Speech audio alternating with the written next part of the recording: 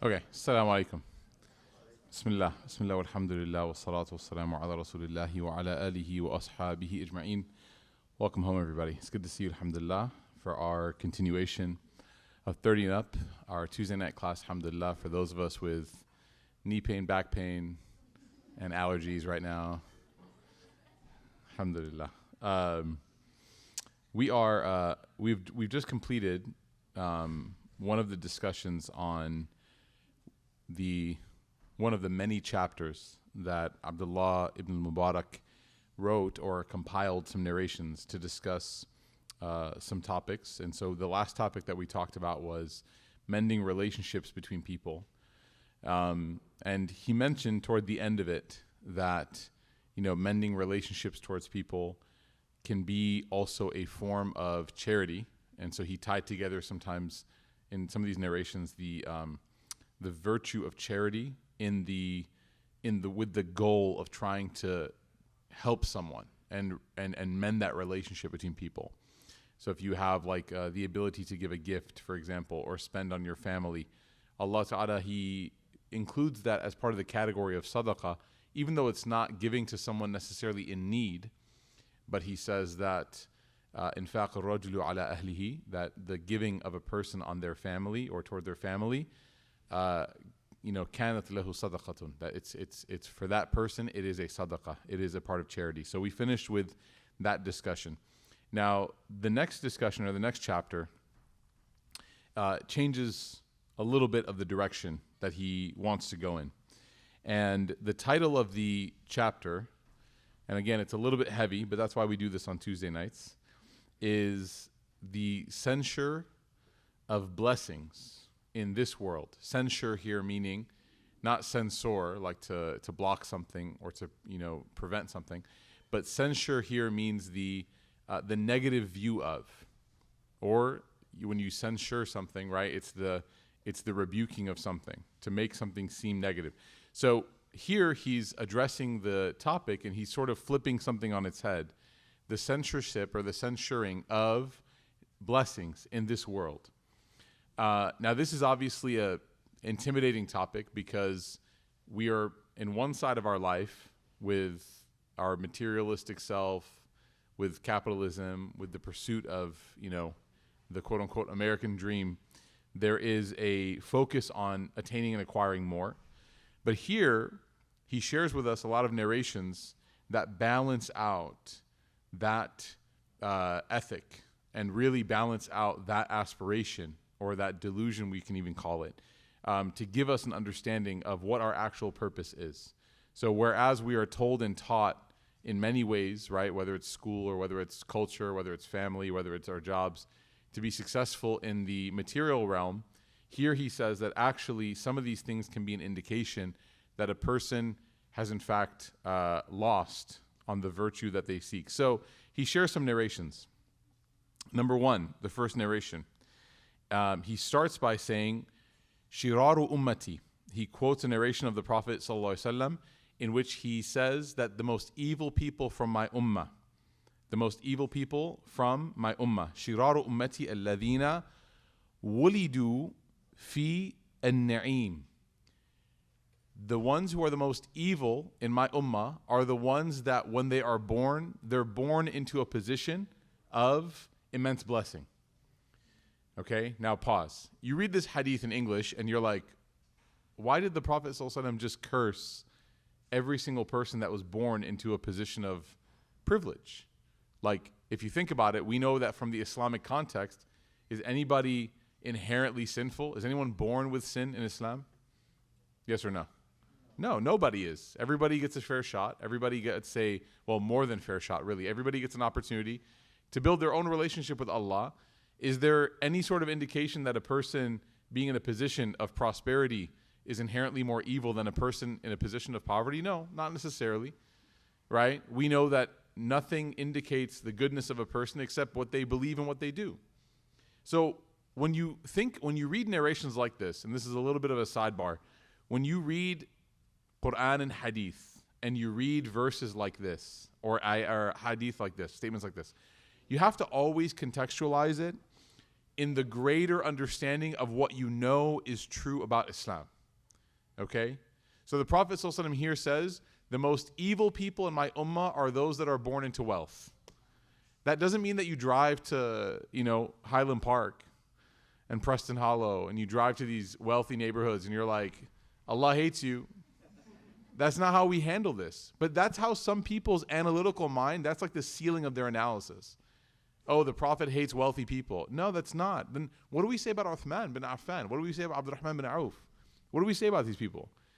So when we do this analysis, and this is also why it's important to understand that some analysis can only be left to people with knowledge, right? And so, not me, but when I learn this stuff, I'm able to pass it on to those who are here. So the Prophet ﷺ here is talking not about the existence of wealth, but when he stops this sentence, in English, it's like a semicolon, right? Semicolon meaning what? He's about to explain now what is the evil part. What is the part that makes them the most evil? It's not the blessings. You had king prophets, right? You had Sahaba that were very wealthy. You had individuals that were very successful. You had khulafat that were very wealthy.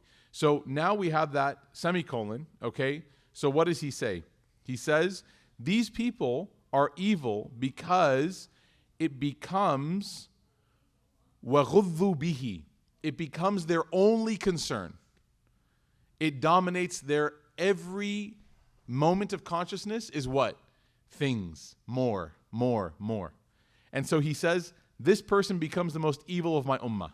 That because they are born into this and they're not nurtured in a way that contextualizes it, that sees it as something that is not part of your personality, but is rather a test from Allah, this person, وَغُضُّ بِهَا. And he says, himmatuhum alwanu at-ta'ami. Their goals only become what? The varieties of food that they have, wal alwanu thiyabi, and the kind of clothes that they can buy. And he says, وَيَتَشَدَّقُونَ فِي الْكَلَامِ. And because of that, they speak with a boastful tone when they talk. So the Prophet ﷺ here, at the end of the hadith, actually gives us the secret to the beginning of the hadith. The Prophet ﷺ is not cursing people who have things, but he's saying, if you cannot control the impact of what these things do to you, then you do become the evilest of people. If the dunya is in your heart, then you become evil. But if it's in your hand, then you can handle it, right? No pun intended. If it's in your hand, then you can manage it. The challenge is, and again, many of us, we feel like, okay, I got this. Many of us, we think that we're able to control that really delicate balance, but it becomes very challenging, right? I don't know if any of you have ever made a decision, right, financially, or made a decision socially because of your concern about what people might say or what they might think, or the concern about what it might do to your ego, what it might do to the optics that people have of you. We were just talking today earlier in the class that I teach at the seminary upstairs, and we were talking about how, subhanAllah, the Prophet ﷺ he tells us that one of the traits that every prophet brought to their people, no matter what book, every prophet brought the trait of modesty. Every single prophet. And he said, sallallahu alaihi wasallam, that if you cannot be modest or have haya, he says, then, what can I do for you? Go ahead and live your life. Right? فَفَعَلْ مَا شِئْتَ. Like, do whatever you want. Like, I can't help you at that point. And subhanAllah, we talked about how the Prophet ﷺ here, he never actually limited a person's personality. He never told people that you can't be talkative, you can't be quiet, you can't be funny, you can't be serious. He never limited personality. What he did correct was the fuel of the personality. So I'll give you an example. If somebody is excited and is talkative and has an extroverted personality, but in their heart they're very generous and they become more excited at other people's successes, right? Let's say somebody, mashallah, gets a job, gets married, has a kid, etc., and that person becomes excited at that, then is that a virtue or is that a vice? Is their talkativeness bad or good? It's what? Good, because you're celebrating that person, right?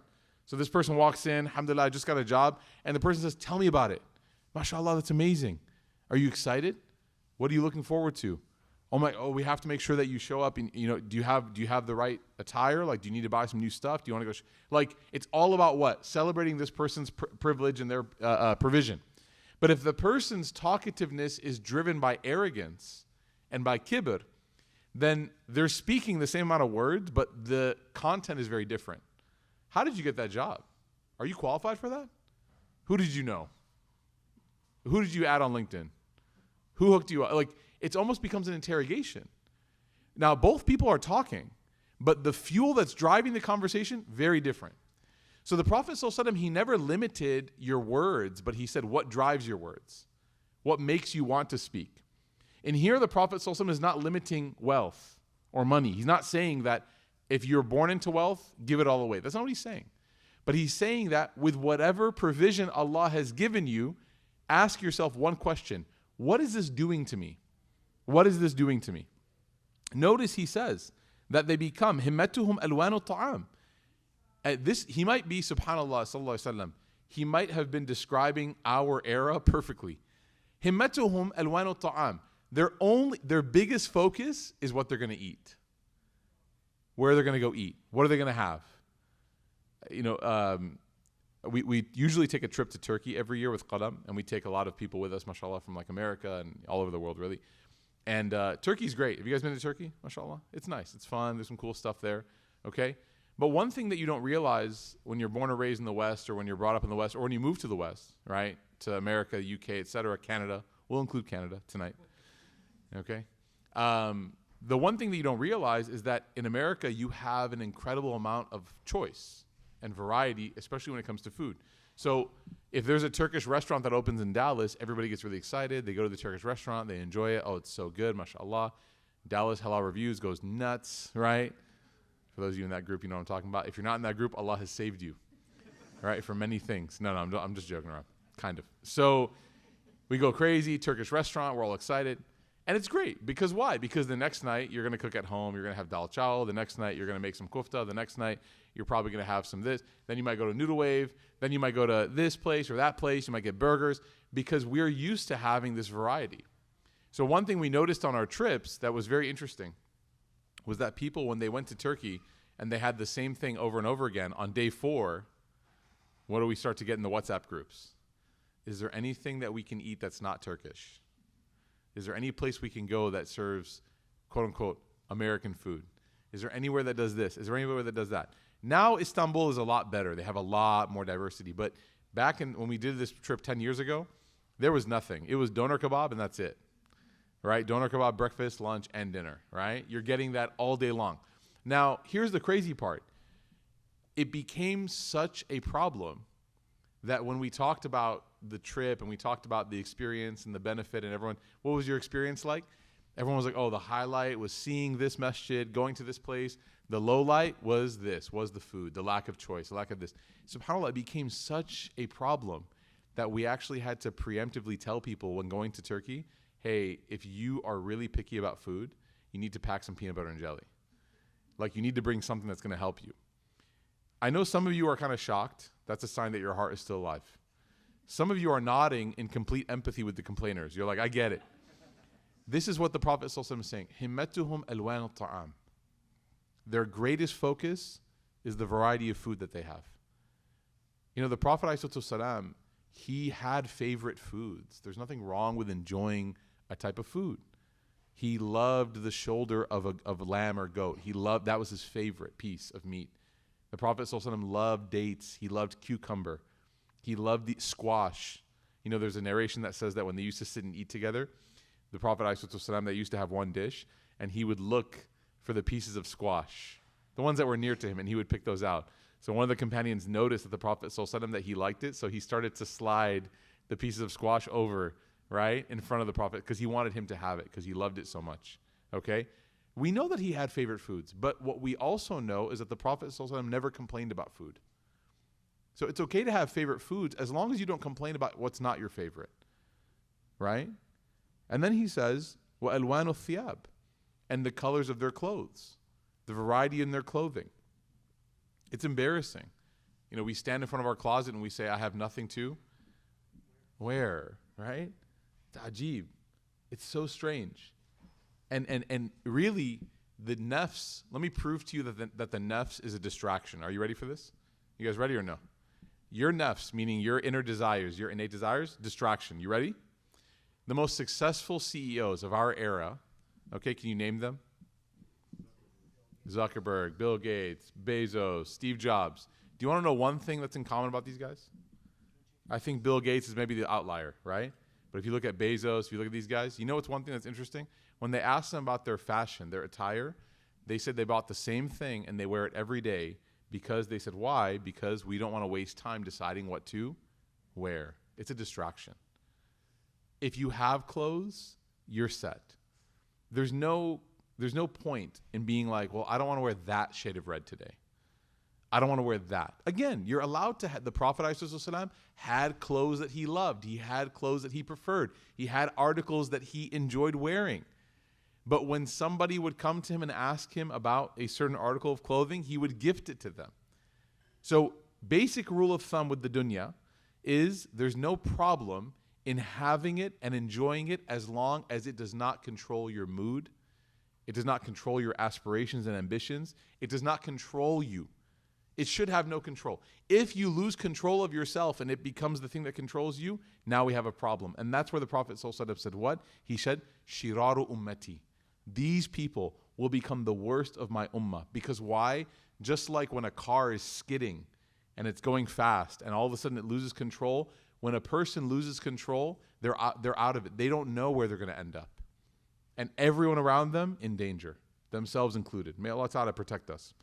Now, Umar bin Khattab radiallahu anh, in the next narration, so remember that. He mentions, this is the evil in my community, not because of it, but because of what it does, what it can do, right? Okay, number 2, Umar, he says, وَإِيَّاكُمْ وَكَثْرَةُ الْحَمَّامِ. He says, I want you all to be careful of frequenting the hammam. Like, this used to be like the spa, right? The public, they call it bathhouse in English, but that's kind of a little bit, in English sounds weird. So he says, be careful going to like the hammam, you know, like the Turkish bath, like the spa type thing, okay? And he says, وَكَثْرَةُ الطِّلَاءِ. And I warn you against going to the places where they had like these art studios where they would go and they would like either make like different things of art, or they would paint or things like that, okay, in a certain style. So he's warning these people, and then he says, and I warn you about making your beds too comfortable. وَالتَّوَطِّ عَلَى الْفُرْشِ. I warn you about making your beds too luxurious. That's a good word, not comfortable, too luxurious, okay? Why? Because he says, فَإِنَّ عِبَادَ اللَّهِ لَيْسُوا بِالْمُتَعَيِّمِينَ. Because the true servants of Allah subhanahu wa ta'ala are not those who are overly indulgent or overly, what's the word that he uses? Yeah, overly indulgent or overly exorbitant. They don't spend too much. So what are the things that Umar al-Khattab is mentioning here? And this is kind of another point that we have to bring up. The first thing the Prophet ﷺ said is, the worst of my ummah are those that are affected by the blessings that they have. They're affected by them. One other thing that affects us is not the blessing, but it's also the social optics of that blessing. The Umar here is mentioning a few different activities. Number 1, he's mentioning the spa. Number 2, he's mentioning going to a certain type of studio, like art studio, recreation type stuff. And the third is he's mentioning the luxurious beds. In our day and age, what he's describing is a very common phenomenon called keeping up with the Joneses. That's what he's describing. He's saying, be very careful that you get pulled into this never-ending competition where you want to go to the spa. Why? Because it's what everyone does. You want to go to these art studios. Why? Because it's what everyone does. I don't even like art, but everyone who's wealthy goes. I want to. Why did you upgrade your bed? You didn't need to. Well, it's just I saw a commercial for it, and I thought to myself, yeah, I deserve a new bed. You know, they say that you spend 1/3 of your life sleeping. Did you really invest in yourself? All of a sudden now the salespeople become the ones who are the most concerned for the quality of your sleep. But you don't realize that it's still a business, subhanAllah. So he says, why? He says, because the believers, the true servants of Allah subhanahu wa ta'ala, they're not those people that are overindulgent. And what ends up happening, and this is kind of like the trick of the dunya, is that the more that you try to keep up, the further away you realize you are. And so you have this fork in the road. I'm going to try to keep up. But then the next thing you see is even further away. And you say, oh man, how am I going to get there now? And you're like, well, I have to reconsider. I have to think about, how can I do this, do that? How can I save up more? How can I get this? How can I purchase that? And every step that you climb on that ladder towards where everybody else is, you realize that there's another rung that's even further away that you are now introduced to, you're privy to. The only person that's satisfied when it comes to where they are in the dunya is the one that's not looking up. They're looking straight. Or as the Prophet ﷺ said, they're even looking beneath them. They're not looking up ahead of them at what other people have. And if a person can master this ability to do Ghadd al-Basar, to lower their gaze when it comes to what people have, they will have so much reflection on being grateful for what they already possess. Okay? So one of the tricks that the scholars, they work on and they emphasize is they say, when you lower the gaze, it's not only about the opposite gender, but they say really this idea of like window shopping, this idea of like looking at what other people have, even scrolling on social media, all these different things, without realizing it, they are entry points into inflammation of the nafs. The inflammation becomes too much. We become irritated by vacations and pictures of acquiring things and pictures of opportunities instead of focusing on all the things that we have. One of my friends, he said that instead of scrolling on social media, he scrolls through his photo albums. And I thought that was genius. He says, instead of scrolling on Instagram and seeing what other people have and what other people are doing and what other people are enjoying, I go through my photo album so I can see what I have and what I enjoyed and what Allah has given me. And I thought that was the most, again, self-awareness. Because he didn't say like, oh, it doesn't affect me. Because that's a lie. It affects everybody. You cannot. It's like scientifically shown that your brain is firing off these, neurochemicals. These dopamine is being fired, and you want to chase that, and you want to get that. I mean, if it wasn't working, then advertisers wouldn't be paying for it, right? There's a reason why they pay millions of dollars to study how long you scroll, where you stop, and what your interests are. You mentioned one time, just one time. It's actually really funny. You guys want to know what happened on my feed? You guys see these glass walls that we installed? Guess what ads showed up on my Instagram? Glass walls for your home. I'm like, oh, heck no. This, right, was an investment that took us 3 years to save from community donations. Like, this is not happening in my house. And then I looked at it, I'm like, but maybe. No, that's how it works. And that's how it works. But because the microphones are tapped in and they're listening, and I've been talking to people about these glass walls. Hey, the company has to come in. They have to install them. What date are they installing? Da-da-da, all that. Now, all of a sudden, Instagram, Facebook, all the above, they're showing me ads for what? Oh, change your patio. Bring new life to your home. I have 2 kids. We have plenty of life in my house. Alhamdulillah.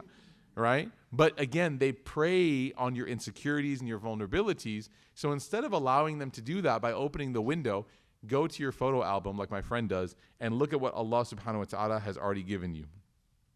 Okay? Another example of Umar. Umar, he said, Ya ma'ashar al-muhajirin. Okay? O people of migrants. Now, who is he speaking to here?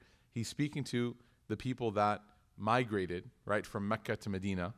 And he's speaking to these individuals and he's telling them, oh, group of people that have migrated, or he's talking to other people that have migrated. He says what? لا تدخلوا على أهل الدنيا. Do not spend a lot of time sitting with people that the world is their focus. Okay? Do not spend a lot of time sitting with people that the world is their focus. Why? He says, فَإِنَّهَا مَسْخَطَةٌ لِلرِّزْقِ. He says, because doing so will stop your sustenance. Sitting with people that always talk about what's new, what they're getting, what they're buying, it's going to hinder your sustenance. What this translates to is 2 things. Number 1, spiritually, it can actually hinder your sustenance. Because when you sit with people that have more, you naturally become less grateful. And as you become less grateful, what is constricted with an absence of shukr is your rizq. Rizq is brought on by gratitude, and it's constricted by a lack of gratitude. That's number one. Number two is psychologically. When you sit with people who have more, naturally you start to think that I have nothing, right? So he's saying here, he's advising, he says, don't sit with people that have a lot. Sit with people that remind you to be grateful to Allah subhanahu wa ta'ala and that give you that confidence to think that Allah ta'ala has given you so much. Okay? Now, how can we start to act on this? Are you ready? This is when it gets difficult. If you want to leave, leave now. Okay. Ibn Zubair, he was talking one day to his wife, and he saw 3 beds in his house. Okay? He saw 3 beds in his house, and it was just him and his wife. So he looks at his wife, and he goes, what's this? He points at the 3rd bed. And his wife said, oh, it's just an extra bed in case we have, maybe, I don't know, guests or this and that. And he pointed at the 1st bed, and he said, this is mine, this is for you, and this one's for shaitan. Please get it out. He looked at the thing that he had that was extra, and he said, this is for shaitan. Please get it out. Okay, now, remember a very important principle that we talked about. This is a description, not a prescription. Okay, for those of you who weren't here in the beginning and early on in the class, we talked about, we read these stories. He's not prescribing, he's describing. This is his response. Doesn't mean that I want everyone to go home and start getting rid of their furniture and saying shaitan's couch, shaitan's dining chair. No, right? Okay? He understood something, and he understood a risk. And he wanted to make sure that risk that was not going to affect him and be with him. Your application of this principle might look different for you. Maybe you keep your guest bed, inshallah. Maybe you only have 4 people in your family, but you have 6 dining chairs because sometimes you have guests over, and that's okay. But what is the principle he's teaching his wife and him here? What is he reminding him and his wife of? Do we really need it, right? To quote Sheikh Marie Kondo, does it spark joy, right? You guys remember that girl? They found out she was a fraud. Do you ever hear that? This lady, maybe you have to look her up. So they basically found out. So she's this lady that made a huge trend. It was crazy. She got a television show. She'd go to people's houses and she would teach people how to minimalize, right? She would use this Japanese ancient philosophy about decluttering, which of course it's all just having less obviously makes your mind freer. And so she would ask this question. She would go to these people and she'd be like, do you want this thing? And they're like, yeah, it's useful. Having this is helpful. And yeah. And then she'd be like, does it spark joy? And they'd be like, no. And she's like, get rid of it. And it was this cult following. I don't know if you guys remember this. So then, and everyone who watched her was like, this would work basically if you were fresh out of college, first job and single. But all these parents were like, this is not happening, right? Not my kids' Legos don't spark joy, but my kids without Legos sparks the opposite of joy. So I need to keep these Legos. So apparently she had kids, and then she came out with a statement. She said, it doesn't work. The whole thing I was doing, with children, with family, does not work. So again, this idea sometimes of prescription versus description. The point being is that Ibn Zubair is teaching everybody who's listening that there are some things in your life that you have to admit are in fact superfluous. They're extra. You don't need them. We have a rule in my house when we moved from one house to the other, and we packed everything in boxes, and then we put those boxes, in storage, because that's right naturally what you do with things that you move with. We have a rule, which is if you haven't opened the box in a year, it's getting donated, tossed, whatever needs to happen. It's not staying in the house, because by living with that thing, whatever's in the box, by living without it for a year, you've proven that what? It's extra. You don't need it, right? But when we do get rid of things, what happens? If I asked each of you to go into your closet today and pick out things that you didn't want, you would imagine scenarios where that exact thing was perfect. You would imagine it. You'd say, oh, I can't, because what if it snows in Dallas again? And I want to go outside. Okay, first of all, if Dallas snows again, it's going to snow, inshallah. It's going to snow for 2 days next year. Everything's going to shut down. Kroger's going to be empty. It's going to happen. There's no need for you to have that, right? There's no need. But we imagine these scenarios that are, it gives us the false confidence that this is absolutely necessary. And it's not even about necessarily money or not having money or this and that, but it's about what the possession of this thing does to us and what a humble life can do to a person. And so Ibn Zubair, when he's having this conversation in his home, he tells his wife and he advises her and he teaches her and he says, look, it's nice, sure, to have extra because you might have the occasional guest. I don't know how many of you guys also, like, this is, maybe you grew up seeing this, but there was always the question of if the guests come. If the guests come. And because of that principle, that question, many furniture sets were purchased. Many this and that was purchased. Everything was updated. Every time cousins visited from a certain place, we had to apparently update everything. And people do this on credit, financing it, paying interest. Why? Why? Do you really think the people that are coming for 48 hours are going to notice if your couch, and brand new couches, they're horrible anyways. They have to be broken in. They need that love, right? Otherwise, they're not even meant to be sat on, really, right? The point being is that we are driven by illogical conclusions and decisions, and really, it's not even making a dent in the optics of how people view us. Nobody's walking into a house and they're like, oh, new couches. These are nice. No. They want to feel the warmth of your welcome. They want to taste the genuineness of your food. They don't care about the newness of your couch and the paint on your walls. Wallahu al-alim, no one does. May Allah Ta'ala give us simplicity, inshallah. Okay. Next narration, okay? The Prophet ﷺ, this is actually a very famous narration. The Prophet ﷺ one time, Hassan, he narrates. So this is Hassan, the son of Ali radiallahu anh, the grandson of the Prophet ﷺ. He narrates, he says, one time the Prophet ﷺ came and he saw a specific curtain at the door of Ali, which is basically a front door. They didn't have doors on hinges like us. So he saw a specific curtain at the door of Ali. He said he saw it, and then after seeing it, he went back. Now remember, Ali was also his son-in-law. Okay, Ali was his cousin, but also his son-in-law, because he married his daughter Fatima radiallahu anha. So he goes and he sees that Ali radiallahu anha has this curtain. Now, he looked like he was going to go to the door, and he decided to turn around and leave. Ali radiallahu anha, he saw him, and he went after him. He said, Ya Rasulullah, where are you going? The Prophet ﷺ said, I'm gonna head out. I changed my mind. I'm going to head out. Right? Ali said, what made you turn around? You were coming to my house and you all of a sudden just turned and left. What made you turn around? The Prophet ﷺ, he told him very quietly, very respectfully, he said, that curtain is very expensive. And he said, it would be better for you to sell it, get yourself something more humble, and take the difference and donate it for someone who needs a curtain for themselves. Someone who needs a door for themselves. Give it in the way of charity. Now the Prophet ﷺ here, that's the end of the hadith. The Prophet ﷺ here teaches us a remarkable principle, a couple principles. Number one, there's the obvious principle, which is what he's teaching Ali, which is what?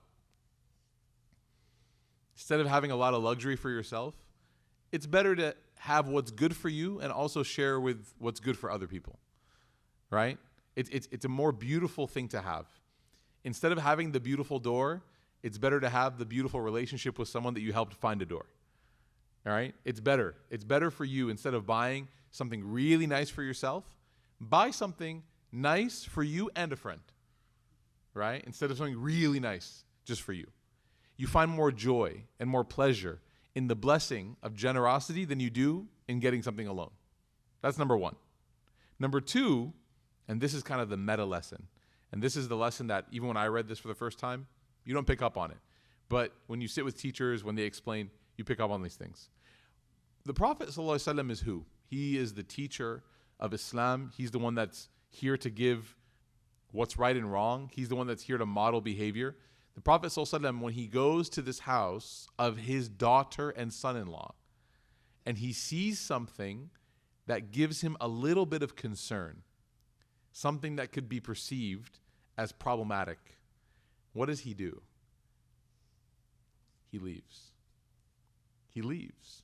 He leaves for a few reasons. Number one, he leaves because what is mentioned before. You don't ever want to be in a position where your presence can be seen as encouragement or permission for something that you don't really support personally. I know that this sounds a little bit intense, but hear me out.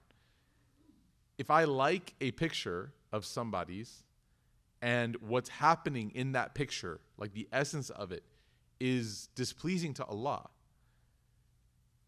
and someone sees my name with a heart, what's the understanding of what people view my moral position on that action as? I mean, you can think about it. Think about me, right? If you saw people drinking in Tulum and you saw me liking that picture, what would you would assume, hopefully, like, oh man, like he like sneezed while he was scrolling or something. But if you found out that I liked it, you would naturally be like, is it appropriate for, like, you sit and teach Islam all week, like, and how does that make sense? It's a contradiction. How can you preach, this, but then be okay with that? It's not limited to preaching, right? It's limited to believing. How can you believe in this, but then be okay with that? So the Prophet ﷺ is very aware of what his presence might do and what his absence also might do. What did his absence do here? His absence pulled Ali out of his house. You imagine that? Sometimes we think, it's very interesting. Sometimes you think, oh, if I don't do this, then that person will hate me. No, but if that person loves you already and they respect you and they notice that you're not supporting this decision, that in fact might draw them closer to you and seek out your advice, and you might give them the ability to change that decision, right? By telling them, hey, I love you as a brother, I love you as a sister, I love you as a friend, and you know that I'm here with you, but I can't support this choice. I can't, because of my beliefs.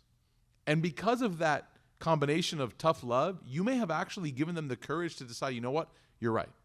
I don't want to do this. I don't want to make that decision. I don't want to make that choice. That's number one. Number two, which is very interesting as well, is that the Prophet ﷺ was always deeply concerned of accusations of nepotism.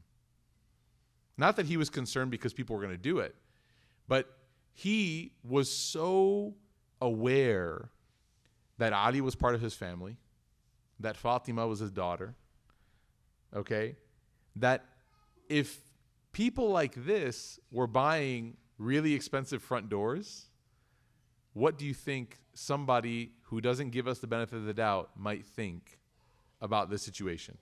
What do you think? They might say, oh, interesting. Look where all of our zakat is going. Now, is that right? Should the ummah look at something that somebody has and say, no. I mean, and that's the case. The Prophet ﷺ, nobody would have ever questioned it. But he, ﷺ, was incredibly wise, was very smart, was somebody that made these choices very, very with calculation about especially his own family and his own friends. There's a narration where the Prophet ﷺ, he said that none of you will enter paradise by the virtue of their deeds except by the mercy of Allah subhanahu wa ta'ala. And then in that narration he says, and he's explaining, he goes, I can't help anybody. I won't be able to help you. I won't be able to give you. He says, even the daughter of Muhammad, Fatima, he pronounces his own daughter's name. I can't even help her. Why? Like, the point was made. Because he wants to show everybody there is no such thing as preferential treatment in this religion. This is not a monarchy. You don't get to assume the seat of power because of who you're related to or what you believe. No, everybody has to find their own virtue. Everybody. Doesn't matter how religious your mom and dad was. If you're not following your own path to Allah, that's on you. On the day of judgment, everyone's leaving each other. And so here, when he's walking to the house of his own daughter and son-in-law, and he sees all of this that is in front of him, very, very subtle, but he notices it. He says, number one, I don't want to endorse this. Number two, you should be better than this. He has high standards for Ali radiallahu anh. And number three, if I do this, if I go in there and people see it, it's going to open up a Pandora's box of questions that I have to be concerned with. So now how do we practice this? Okay, how do we practice this? Number one, not everyone is Ali. You know, I don't want you guys going home and taking your kids' iPhones and like throwing them in the garbage, you know. But again, description, not a prescription. The Prophet ﷺ did not tell everybody, all the Sahaba, don't have nice things. He didn't say that.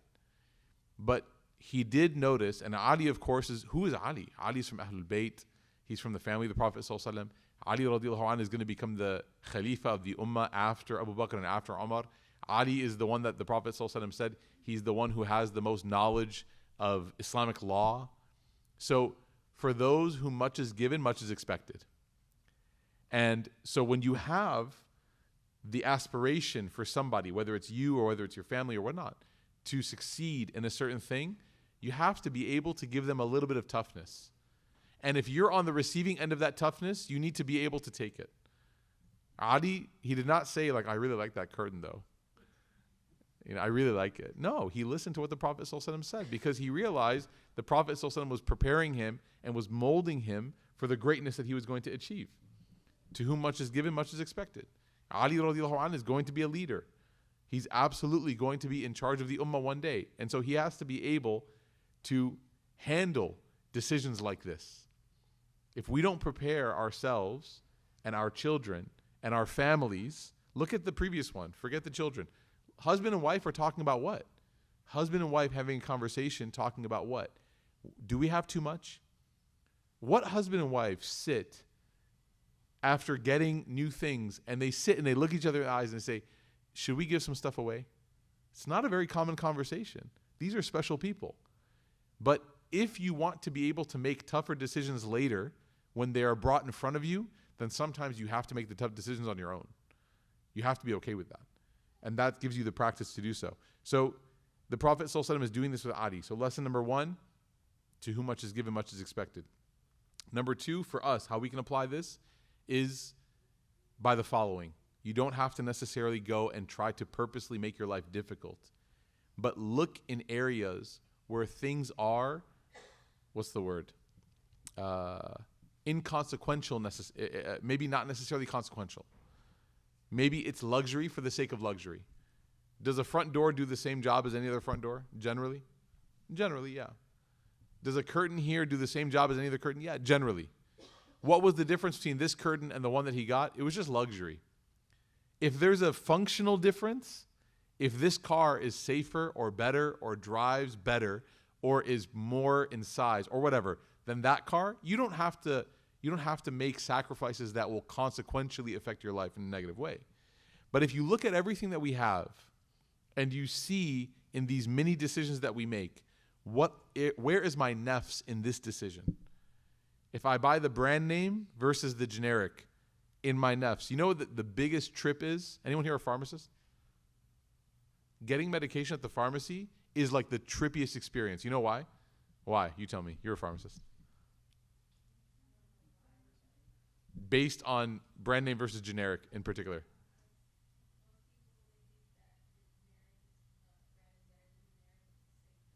It's the exact same drug, right? Like down to the compounding, down to the actual chemicals used. Go to the pharmacy. Your homework this week. Go to the pharmacy. Walk in. They're going to be like, what do you need? Be like, nothing. That sounds shady. But just tell them you're on a spiritual journey. That even sounds even weirder. Don't bring spoons. Okay, sorry. So you go into the pharmacy, okay? And you look at like Tylenol, right? Acetaminophen, right? And you look next to it. What's Tylenol cost for a bottle of Tylenol? $15, $20 for that bottle. The generic one, right next to it, exactly the same, $6. How is Tylenol still in business? How are these companies still in business? You know why? Because the nafs loves what we think is fancier, is shinier, is nicer. And marketing works. Marketing works. The CVS brand, Tylenol, acetaminophen, doesn't work. That marketing doesn't work on us. Because why? Because it's not shiny, it's not polished. So when it comes to these decisions, ask yourself, why am I buying this over that? Go and look at your medicine cabinet. Why do I have only brand name medicine when the exact same thing is right next to it that works exactly the same? You could not tell the difference. But I bought it because why? Because there's something about the brand name that gives me a feeling. It makes me feel a certain type of way. And that feeling is exactly what the nafs is looking for. So it's not about, oh, okay, you know what? I'm going to downgrade to a level of ineffectiveness or lack of quality or lack of safety. No, that's not what the hadith is saying. But when you have to make a decision and the function is being fulfilled, and now everything above is just vanity. Is the Nike sign on there or not? Is this label on there or not? Does it say this or that? And this stuff, subhanAllah, it carries with you from a young age all the way until you get older.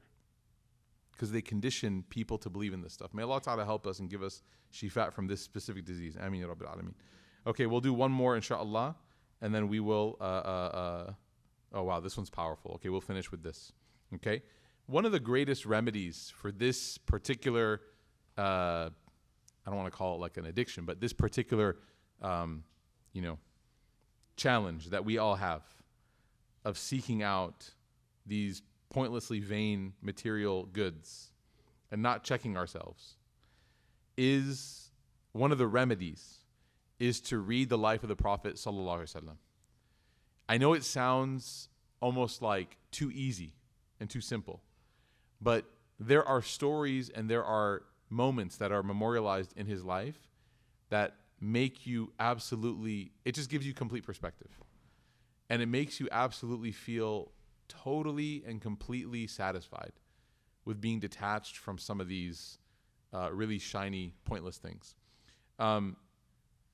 There's a narration in Bukhari and Muslim in which Abdullah ibn Ubayd, he says that the Prophet ﷺ said, Atani Jibrilu bi mafatih khaza'in al-ardi. That he says, Jibril came to me, and Jibril had something with him. He had what the Prophet ﷺ called mafatihi khaza'in al-ardi, the keys of all of the treasures of the earth. And then he says, فَوَالَّذِي نَفْسِي بِيَدِهِ. He says, by the one who holds my soul in his hand, swearing by Allah. He says, مَا بَسْطَتُ إِلَيْهَا يَدِي. He says, I didn't even as so much extend my hand to see what they were. I held my hands by my side. Like Jibril comes down and he's offering me the keys to all of the treasures of the world. I want you to imagine like what this could have meant, right? Back in the times of the Prophet ﷺ, you had, the palaces of Persia and Rome. You had the gold. You had the power of all of these emperors. I want you to think that this was offered to the Prophet ﷺ. And when this was offered to him, he ﷺ, he kept his hands at his side. Another narration says that Allah subhanahu wa ta'ala asked him, what kind of prophet do you want to be? Do you want to be a prophet that's a king? Or do you want to be a prophet that's a slave, a servant? And he says, I want to be a servant prophet. I want to be a servant prophet. He chose the humble side. Now, that's a beautiful narration, but let's get the commentary. The companion who narrated this, who heard this from the Prophet ﷺ, he said something very powerful. He says, فَقَالَ عُبَيْدٌ لَوْ عَلِمَ أَنَّ فِيهَا خَيْرًا. If the Prophet ﷺ knew that there was goodness in those keys, لَبَسَطَ إِلَيْهَا يَدَهُ. He would have extended his hands. If there was anything good in the treasures that people seek, the Prophet would have been the first person, sallallahu alaihi wasallam, to take them, because he always chose the good. But him not choosing them shows that the only thing that is in those treasures, at best, is distractions. Things that keep us off track. Things that distract us and keep us off track. The only time that these treasures become of any sort of asset for anybody is when you use them for the sake of Allah's pleasure. That's it.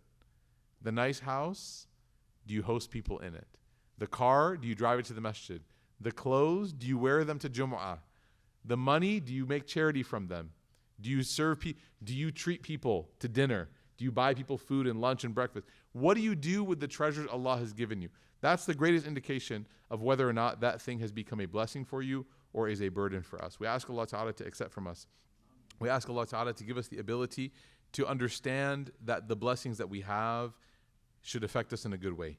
We ask Allah to protect us from those blessings in challenging our moral compass and our virtues. We ask Allah Ta'ala to give us the ability to always make the right choices when we are finding ourselves with a tough decision in front of us. We ask Allah Ta'ala to allow us to love simplicity and humility and the simpler things in life more than we love the rush and the exhilaration of acquiring the fancy things in life. We ask Allah Ta'ala to make us those people that are just as pleased with Him in moments of luxury as we are in moments of simplicity, and that there is no difference between them.